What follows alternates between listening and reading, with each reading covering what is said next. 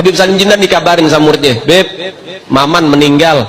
Innalillahi, sian tuh orang baik, kata Habib Salim. Sekarang lagi diapain jenazahnya? Lagi pengen dibungkus, Beb. Ya udah, nanti kalau pengen dibungkus mukanya jangan ditutup dulu, tungguin gue datang. Ini bahasa Betawi nih. Datang Habib Salim Jindan, ngeliat tuh jenazah tuh, pengen dibungkus, pengen ditutup kain kafannya. Beliau ambil kertas kecil, kertas kotak kecil, beliau tulis, ada yang ditulis sama beliau, ditaruh di bawah kepalanya si jenazah. Deh, tutup. Sebelum ditutup, habis beliau tulis, ditaruh tuh kertas, beliau bilang, Man, gue tahu lo ibadahnya berantakan, tapi lo cinta sama dzurriyyat Nabi Muhammad, ikhlas dari dalam hati. Nanti kalau malaikat munkar nakir datang nanya pertanyaan kubur, jangan lo jawab, Man, lo kasih surat dari gue, lo masuk surga tanpa hisab. Ini adalah giginya Al-Habaib Abu Bakar bin Muhammad As-Segaf yang diwariskan kepada ayahandanya Habib Muhammad bin Syihab, sekarang diwariskan kepada beliau.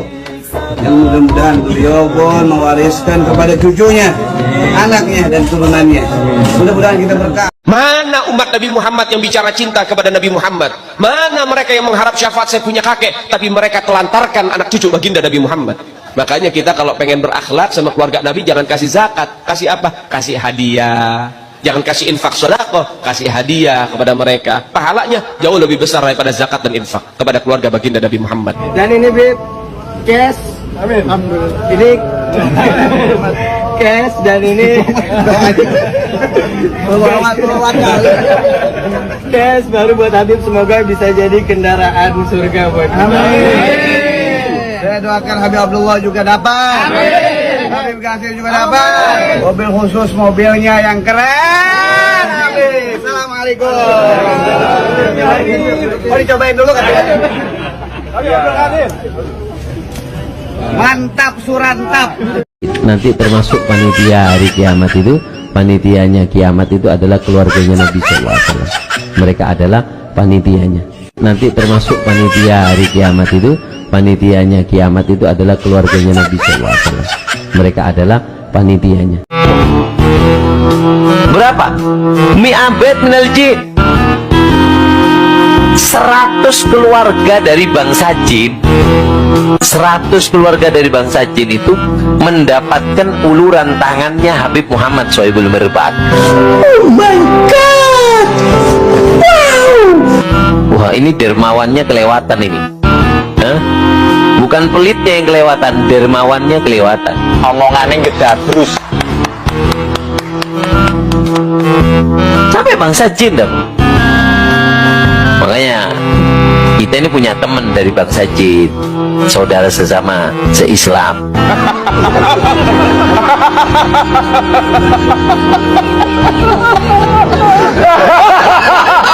Aduh, gali kuburan Habib ada pisang gorengnya. Ini Habib ketika digali kuburannya, beliau Al-Habib Musayyab duduk di kuburannya, duduk baca Quran. Kaget yang gali. Di kuburan gali ada semangkanya, ada pisang goreng. Cukuplah ziarah ke makam Habib, maka dosa akan diampuni, saudara.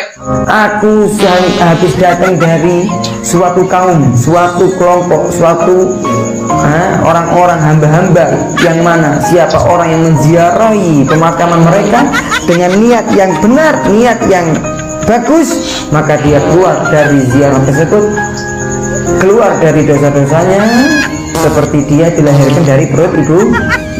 Lagi-lagi ceramah kontroversi viral di sosial media.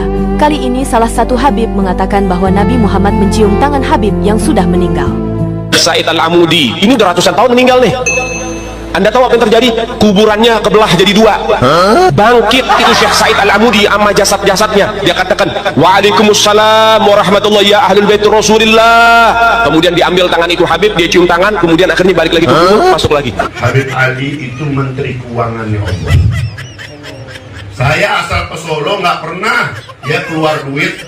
Saya ngadu aja Habib Ali, pengen ke Solo, pengen hadir, belum ada fulus, belum ada fulus. Habib ini berkata bahwa 17.000 Habib sudah dicatat dalam amal kebaikan. Jadi meskipun tidak sholat mereka, para Habib tetap dapat jaminan surga. Dikatakan oleh Nabi yang ditafsirkan oleh para ulama, tidak ada seorang pun daripada 17.000 yang sekarang ini lagi nyantren, lain lagi yang sudah punya pesantren daripada alumni-alumninya, mereka tidak sholat, mereka tidak ngaji, mereka tidak belajar, mereka tidak beribadah, kecuali sudah dicatat dulu pahala dan dikirimkan kepada Abu Yahya Hasan, baru dicatat untuk mereka semuanya. Sayyidina Syekh Abu Bakar bin Salim, Syekh Abu Bakar bin Salim itu pernah mengatakan, inna manzarona, siapa orang yang ziarah kepada aku, aw sami'a bidzikrina fi majlisin, atau mendengarkan kisahku atau ceritaku di sebuah majelis, aw nadarana, atau memandang aku, aw nadara nadirana, atau pernah memandang orang yang memandang aku, fa'ana dhaminuhu ghadan bil jannah, maka nantinya aku yang akan jamin masuk surga. Nabi langsung datang di dalam rumahnya Syekh Sultan. Makanya orang dulu di daerah Tarim, di luar Tarim, kalau Syekh Sultan itu tempatnya di luar kota Tarim, dekatnya Sayyidina Muhajir di sana. Itu apa namanya? Dikatakan kalau ada orang mau minta hajat, datang ke Syekh Sultan. Syekh Sultan, aku mau bangun rumah, hari apa yang bagus? Sebentar aku tanya ke Nabi. Masuk ke kamar, Nabi langsung ada, ya godoh. Kamu nikahkan anak, sebentar masuk ke Nabi. Sampai idza baqa ilmul akhbar ja'ahun Nabi. Saya ingin mewartakan sesuatu yang sangat ironi dan mungkin paradoks di negeri ini. Jadi Baraya tentu saja mengetahui ada sebuah narasi besar di Indonesia bahwa kalau kita mau selamat dunia dan akhirat, maka dekatlah dengan para ulama. Semakin dekat kita dengan ulama, semakin dekat kita masuk surga. Semakin jauh dari para ulama, maka semakin tersesatlah kita. Kita akan jadi orang yang sesat, kita akan jadi orang yang zolim, kita akan jadi orang yang terpinggirkan dalam agama kalau kita jauh dari ulama. Begitu kan? Saya pikir itu adalah sebuah narasi yang umum diterima oleh masyarakat kita, tapi apakah Baraya sadar bahwa di dunia nyata hal yang terjadi itu justru adalah hal yang sebaliknya? Semakin Baraya dekat dengan ulama, maka semakin besar potensi Baraya akan tersesat. Dan semakin jauh Baraya dari ulama, maka semakin besar kesempatan Baraya untuk lepas dari jalur ketersesatan. Kok bisa seperti itu? Saya jelaskan argumentasinya. Begini Baraya, kalau Baraya adalah orang yang sangat baik, Baraya suka menyantuni fakir miskin, Baraya juara olimpiade sains, Baraya menjadi penemu dan memberikan kontribusi positif buat para petani, buat para pengusaha. Pokoknya Baraya itu adalah orang yang baik, santun, sabar, baik hati, tidak pernah kena skandal dan sebagainya. Dan Baraya adalah orang yang sangat dekat dengan Ustadz Khalid Basalamah, misalkan ya. Maka Baraya tetap akan dituding sesat. Betapapun kebaikan Baraya kayak gimana, Baraya akan dituding sesat. Karena apa? Karena musuh-musuh Ustadz Khalid Basalamah itu banyak dan mereka menuding Ustadz Khalid Basalamah, dan siapapun yang dekat dengannya itu pasti adalah orang sesat. Begitu kan? Sebaliknya, Baraya adalah orang ahli maksiat. Baraya tukang judi, Baraya tukang zina, Baraya mabuk-mabukan. Tapi Baraya tidak akan disebut sesat kalau Baraya tidak berafiliasi dengan kelompok tertentu. Misal ya, Pak Bahlil, misal ini mah bukan menuduh, tapi misalkan Pak Bahlil itu adalah orang yang suka zina, orang yang suka mabok, orang yang suka cabul, misalkan begitu. Dia tidak akan dituding sesat, tidak akan. Kalau dia tidak berafiliasi atau tidak menegaskan identitas kelompok dengan agama tertentu atau dengan kelompok agama tertentu, gitu kan? Coba ada artis-artis yang berzina, yang kumpul kebo, yang tukang fitnah, yang tukang ngejelekin orang, gak pernah mereka dituding sesat dan menyesatkan. Yang dituding sesat dan menyesatkan itu adalah orang apa? Orang yang baik tapi dekat dengan ulama. Orang yang baik tapi dekat dengan Ustadz Adi Hidayat, itu bisa kena framing, wah ini mah orangnya gini. Nah, karena Ustadz Adi Hidayat sendiri kan ya memang kontroversial. Makanya coba silahkan cek ya, saya sebutkan beberapa daftar ulama atau dai yang terkemuka di Indonesia. Saya sebutkan ya, Ustadz Abdul Somad. Nah, itu ada yang menudingnya sesat karena tidak pakai jenggot. Kemudian Ustadz Adi Hidayat itu sesat karena mentolerir adanya musik. Kemudian Habib Jafar dianggap sesat karena apa? Karena orang Syiah laknatullah alaihi. Kemudian Agim itu dianggap sesat karena mengajarkan sufisme yang ngaco. Kemudian ada Ustadz Khalid Basalamah sesat karena dia Wahabi. Kemudian Ustadz Felix Xiao itu sesat karena dia HTI. Kemudian Gus Baha itu sesat karena dia mencampurkan antara sufi yang aneh-aneh dengan feodalisme Jawa.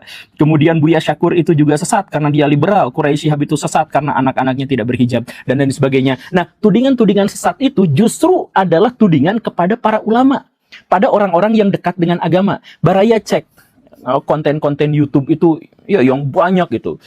yang aku ustadz, yang aku santri, yang aku banyak sekali di Indonesia. Nah, isinya itu bukan ajakan untuk ngajak melakukan hal yang baik, bukan untuk menjauhi kemaksiatan, bukan, tapi nah kelompok itulah yang sesat dan menyesatkan. Orang ini telah kafir, orang ini dan sebagainya. Oh, Salafi tahu apa? Wah, yang nganu mah selalu seperti ini dan sebagainya. Jadi mereka itu bukan fokus pada kemaksiatan, bukan fokus pada kebajikan, bukan fokus pada nilai-nilai agama, tapi penafsiran kelompok mereka pada agama. Jadi benar dan salah bukan terkait dengan kemaksiatan, bukan terkait pada dosa, tapi terkait pada pemikiran seseorang. Baraya, orang Syiah, bisa diusir dari kampung halamannya, walaupun Baraya sama sekali tidak melakukan tindakan jahat. Tapi kalau Baraya maling besi di Madura, itu Baraya masih ditolerir sama masyarakat. Gitu. Nah, kenapa bisa seperti itu? Kenapa ada fenomena aneh yang seperti itu?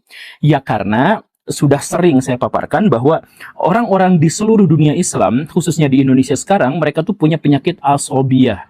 Penyakit ini adalah penyakit yang paling dibenci dan salah satu dosa paling besar dalam ruang lingkup Islam, yaitu fanatik golongan. Mereka marah karena golongan, mereka berbakti karena golongan, bukan karena agama, bukan karena nilai-nilai kebajikan, bukan karena nilai-nilai moral. Seperti yang dijelaskan kemarin-kemarin itu, ketika ada korupsi haji, semuanya diam-diam saja karena korupsi. Ketika ada aksi terorisme, semuanya diam-diam saja. Karena apa? Karena terorisme. Ketika ada pencabulan, ada penyimpangan seksual, semuanya bungkam, semuanya diam. Tapi bagian kelompoknya dituding, itu marahnya bisa sampai menggeruduk instansi media yang sangat besar. Semua kemaksiatan tolerir. Tapi kalau pemikirannya berbeda dengan kelompoknya, itu kriminal yang bahkan bisa mendorong seseorang melakukan pembunuhan, fitnah, persekusi kepada pihak yang dianggap menjadi lawannya. Coba Baraya ingat-ingat kasus Gus Dur. Gus Dur itu pernah dituding sesat dan menyesatkan. Apakah gara-gara beliau korupsi? Bukan. Apakah gara-gara beliau cabul? Bukan itu. Tapi gara-gara apa? Gara-gara pemikirannya dianggap liberal. Dia buta matanya, dia buta hatinya, dan dia sesat dan menyesatkan. Bukan karena tindakan kriminal, tapi gara-gara dia itu pemikirannya berbeda. Coba Baraya cek, misalkan ada Ustadz Firanda gitu ya, yang suka dakwah ya gitulah. Kenapa dia dianggap sesat dan menyesatkan dalam agama? Apakah dia pernah tersandung kasus korupsi? Tidak. Apakah dia pernah mencabuli santrinya? Juga tidak. Apakah dia pernah malakin orang? Juga tidak. Nah, tapi dia dianggap sesat, menyesatkan, dan berbahaya itu karena pemikirannya berbeda dengan kelompok. Begitu. Baraya cek, mau Gus Baha, mau Ustadz Felix Xiao, dan para pengikutnya, itu lebih berpotensi dituding sesat daripada ahli maksiat yang sesungguhnya. Inilah yang melatari alasan kenapa semakin religius sebuah negara, semakin susah dia untuk maju. Semakin religius sebuah negara, semakin besar angka korupsinya, semakin besar angka kriminalitasnya, semakin besar pelecehan terhadap kemanusiaannya. Di Indonesia, di Timur Tengah, katanya Islamnya sangat kuat, tetapi apa? Korupsinya merajalela. Di Amerika Selatan, Amerika Latin, itu Katoliknya kuat sekali, tapi apa yang terjadi di sana? Kartel narkobanya gila-gilaan. Ya karena apa? Karena agamawan-agamawan sekarang itu fokus untuk mengomentari pemikiran orang lain, menghakimi pemikiran orang lain, tapi bukan menghakimi perbuatannya. Baraya punya pemikiran aja, punya pemikiran. Itu dihakimi sama orang lain. Emang apa sih hak dia untuk menghakimi pemikiran kita gitu? Coba, apa kan cuman pemikiran, cuman berpikir, tapi mereka itu langsung menghakimi ini gini, ini gini, ini gini, ini masuk neraka, ini masuk surga, ini dan sebagainya, tanpa ada kaitan dengan kriminalitas tertentu. Ustadz Quraisy Shihab atau Kiai Quraisy Shihab gitu misalkan, atau Habib Quraisy Shihab gitu. Dia mengajarkan perdamaian, dia mengajarkan kebaikan, hanya gara-gara pemikirannya menganggap bahwa hijab itu tidak wajib, langsung diboykot. Hati-hati, jangan ikut pengajian itu karena dia anaknya aja nggak pakai hijab, apalagi kan itu soal penafsiran dia terhadap teks-teks kitab suci, dan dia sama sekali tidak melakukan kejahatan. Nah, inilah yang membuat kita tuh jauh dari agama kita sendiri, karena justru semakin kita dekat dengan agama, semakin dituding sesat. Makanya pada akhirnya solusi saya itu dianggap sesat. Padahal ini sesuai dengan Quran dan Sunnah. kalau ada perdebatan di antara baraya semua, di antara kaum muslimin semuanya, maka yang harus dilakukan itu adalah apa? Kembali kepada Quran dan Sunnah. Sesimpel itu. Tapi perkataan saya ini pun akan dituding macam-macam. Bahwa itu adalah perkataan yang sesat dan sebagainya. Karena apa? Ya walaupun ngikutin Quran dan Sunnah, tapi kalau pemikirannya seperti itu, gak sesuai dengan golongan mereka, sesat. Maka pemikiran Quran dan Sunnah itu harus sesuai dengan tafsiran kami. Nah, kalau gitu baru benar. Coba cek. Baraya baca Quran dan Sunnah. Itu baraya bisa dianggap nanti tersesat. Karena ini Al-Quran dan Sunnah kan susah dimengerti. Baraya tidak tersesat kalau sesuai dengan pemikiran mereka, gitu. Coba kita misalkan kembali ke dalam Quran dan Sunnah ya. Apa sih sebenarnya yang diperintahkan sama Quran dan diperintahkan sama Sunnah? Nih saya bacain satu-satu ya. Berbuat baik kepada orang lain, jangan sombong dan congkak, maafkanlah kesalahan orang lain. Ini yang di dalam Al-Quran ya. Kemudian berbicara dengan nada halus dan sopan, kemudian rendahkan suara kamu, jangan mengejek orang lain, berbakti kepada orang tua, jangan meluarkan kata-kata yang tidak menghormati orang tua, jangan memasuki kamar pribadi orang tua tanpa izin, catat hutang-hutang kamu, jangan mengikuti orang membabi buta, jangan taklid buta gitu ya. Kemudian berikan toleransi kepada yang berhutang kepadamu, kemudian jangan makan riba, jangan korupsi, jangan ingkar janji. Kemudian jaga kepercayaan orang lain kepadamu. Kemudian jangan campur adukan kebenaran dengan kebohongan. Kemudian berlaku adillah kepada semua manusia dan lain sebagainya. Nah, ajaran Quran tuh begini. Semua, jadi baraya cek aja. Baraya silahkan cek baca ya. Kalau sama mereka tuh nggak boleh. Kecuali lihat bimbingan dari mereka. Tapi baraya cek aja baca. Itu perintahnya sesederhana itu, larangannya juga sesederhana itu. Tapi justru sama kelompok-kelompok itu tuh diabaikan, mereka melakukan itu semua. Jadi misalkan mereka congkak, mereka melakukan persekusi, mereka melakukan framing, mereka melakukan fitnah, mereka kata-katanya kasar luar biasa. Tapi ngaku beragama. Sedangkan yang diajarkan di dalam Al-Quran sama mereka semuanya ditentang. Kasus korupsi, mereka pelakunya. Pencabulan, mereka pelakunya. Tapi mereka memframing orang lain, menghakimi orang lain hanya berdasarkan pemikirannya. Makanya coba baraya pikirkan baik-baik seberapa besarnya bahaya dari asobiyah ini. Dan kata-kata saya ini juga tetap akan ditentang, bukan gara-gara saya melakukan tindakan kriminal, bukan. Tapi karena saya bertentangan dengan pemikiran dari golongannya. Terima kasih karena sudah menyimak. Saya Guru Gembul. Assalamualaikum warahmatullahi wabarakatuh.